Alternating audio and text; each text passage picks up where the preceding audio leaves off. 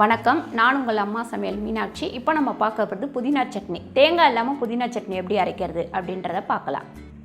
புதினா கார சட்னி. இது கார சட்னி எப்போ நம்ம அரைப்போம் இல்லைங்களா, அதில் இது கொஞ்சம் வித்தியாசமாக இருக்கும்.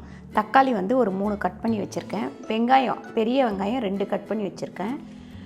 1.5 ஸ்பூன் உளுந்து, தாளிக்கிறதுக்கு கடுகு உளுந்து, 1 ஸ்பூன் தனியா, 1.5 ஸ்பூன் கடலைப்பருப்பு, தாளிக்க கருவேப்பிலை, உப்பு 1 ஸ்பூன், காஞ்ச மிளகாய் ஒரு 10 காஞ்ச மிளகாய் எடுத்து வச்சுருக்கேன்.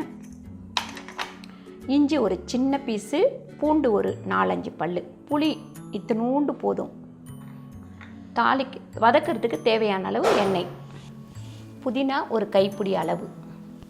புதினா கார சட்னிக்கு இப்போ வதக்கிறது எப்படின்னு பார்க்கலாம். இப்போ எண்ணெய் போட்டிருக்கேன், இது கொஞ்சம் நல்லா காயட்டும்.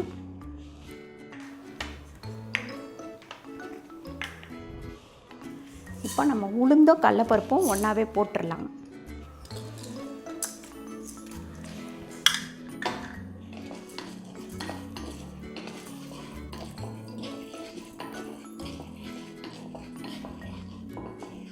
இப்போ நம்ம இதில் தனியா போட்டுக்கலாம். அடுத்து காஞ்ச மிளகாய். மிளகாய் வந்து உங்களுக்கு என்ன காரம் தேவைப்படுதோ அந்த அளவு போட்டுக்கோங்க. நாங்கள் வந்து கொஞ்சம் காரம் ஜாஸ்தி சாப்பிடுவோம், அதனால் 7-8 மிளகா போடுறேன். உங்களுக்கு அதை விட கம்மியாக தான் நீங்கள் காரம் சாப்பிடுவீங்க அப்படின்னா அது கம்மியாக போட்டுக்கோங்க. இஞ்சி பூண்டு புளி 3த்தையுமே போட்டாச்சு. இப்போ வந்து வெங்காயத்தை போட்டுடலாம். இதில் முக்கியமாக என்னன்னு கேட்குறீங்கன்னா, சட்னி எல்லாமே அரைச்சிருங்க. அரைச்சிட்டு கடைசியில் தாளித்து அப்படியே மூடி வச்சுருங்க. நீங்கள் சாப்பிடும்போது அதை கலந்துக்கோங்க, அப்போ தான் வாசனையாக இருக்கும். சாப்பிடும்போது சட்னி அந்த தாளிச்சதை கொட்டி கலந்து வச்சு. இப்போ தக்காளி போட்டுடலாம். இதில் நம்ம உப்பும் போட்டுடலாம்.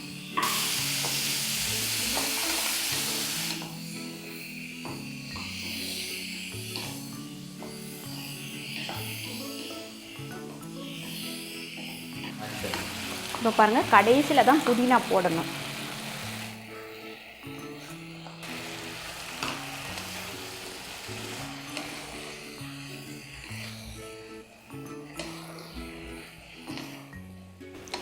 நீங்கள் வாரத்தில் 1 நாள் 2 நாள் இந்த புதினாவை வந்து சமையலில் சேர்த்துக்கோங்க. இது வந்து இந்த ஜீரணம் ஆகிறதுக்கு இந்த புதினா வந்து நல்லது உடம்புக்கு. 2வது உடம்பு குளிர்ச்சி.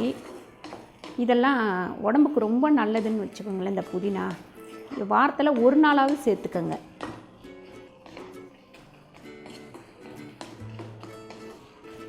இப்போ வந்து இதை நம்ம ஆற வச்சிடலாம். ஆற வச்சுட்டு அரைக்கலாம்.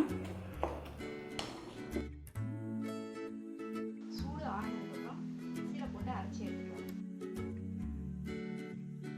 அரைச்சி எடுத்துகிட்டு வந்துட்டேன். ஒரு பவுலில் கொட்டி வச்சுட்டேன்.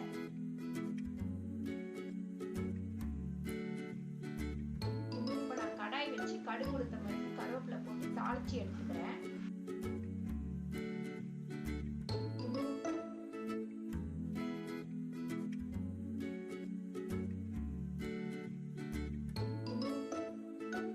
இப்போ நம்ம சட்னியில கொட்டிடலாம் தாளிச்சதை. இப்போ பாருங்க, சட்னி ரெடி ஆயிடுச்சு. இந்த வீடியோ உங்களுக்கு பிடிச்சிருந்தா லைக் பண்ணுங்க, ஷேர் பண்ணுங்க, சப்ஸ்கிரைப் பண்ணுங்க. நன்றி, வணக்கம்.